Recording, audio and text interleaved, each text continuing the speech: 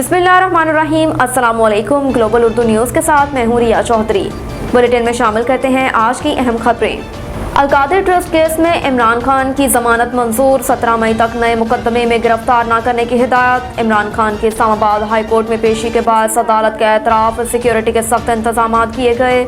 Islamabad high court के पिछले दरवाजे को सील कर दिया गया और 2 दरवाजों पर सिक्योरिटी के इंतहाई सख्त इंतजाम किए गए। Chairman Tehreek Insaf Imran Khan police lines guest house से अदालत में पेशी के लिए रवाना हुए और उनके काफिले की सिक्योरिटी के इंतजाम DIG ऑपरेशंस देख रहे थे।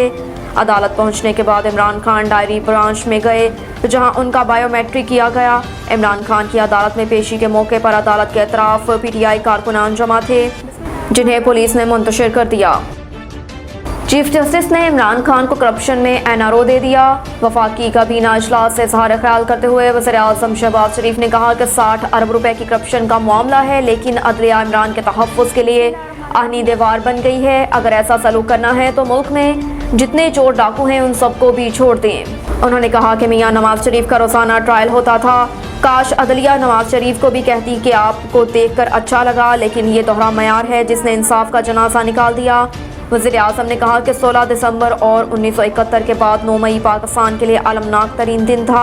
यहाँ एक से ज़्यादा मरतबा कहा गया कि मुल्क के हालात श्रीलंका जैसे होंगे और ये मंसूबा 2018 से शुरू हो चुका था। पूरी कौम तकसीम दर तकसीम हो गई।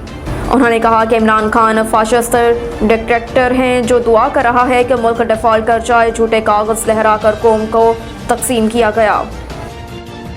इमरान खान की गिरफ्तारी में चीफ जस्टिस की मुदाखलत काबीना ने मिस कंडक्ट करार दे दिया। वज़ीर आज़म शहबाज शरीफ के ज़ेर सदारत वफाकी काबीना का इजलास हुआ जिसमें अहम फैसले किए गए। इजलास ने मुल्क की मजमूई सूरत हाल पर तफसील से गौर किया।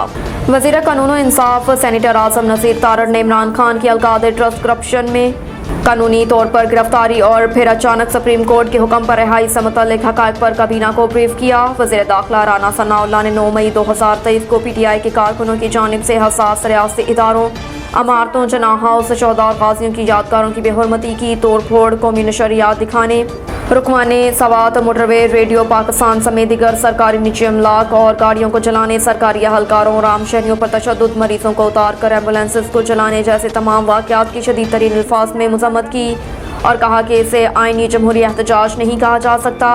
ये दहशत गर्दी और मुल्क दुश्मनी है जिसे किसी सूरत कबूल नहीं किया जा सकता।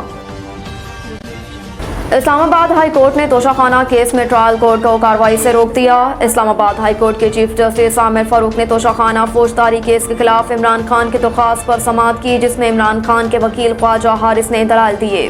ख्वाजा हारिस ने कहा कि तोशाखाना केस के लिए कंप्लेंट मुजाज अथॉरिटी की जानिब से दाखिल नहीं कराई गई। कंप्लेंट डिस्ट्रिक्ट इलेक्शन कमिश्नर की जानिब से दायर की गई और इलेक्शन कमीशन की जानिब से किसी को मुजाज अथॉरिटी मुकर्रर करने का कोई लेटर पेश नहीं किया गया। इलेक्शन कमीशन ने सिर्फ अपने ऑफिस को कंप्लेंट फाइल करने का कहा। मुजाज अथॉरिटी के बगैर दायर कंप्लेंट पर समाअत नहीं हो सकती। जनाह हाउस दिगर फौजी तनसीबात पर हमला करने वालों की शनाख्त का सिलसिला जारी। चेयरमैन PTI इमरान खान की गिरफ्तारी के बाद तोड़फोड़, कीमती अशिया और दस्तावेजात चोरी करने वाले शरपसंदों के खिलाफ कानूनी कार्रवाई का आगाज किया जा चुका है। जनाह हाउस और दिगर फौजी तनसीबात पर हमला करने वालों और कुछ शरपसंद अनासरों की शनाख्त कर ली गई। पुलिस ज़राए के मुताबिक और कमांडर हाउस में जलाओ गहरा और तोड़फोड़ करने वाले बेशतर अफराद की भी शनाख्त हो गई। पुलिस ने इन शरपसंदों के खिलाफ इंसाद दहशतगर्दी के तहत FIR दर्ज की।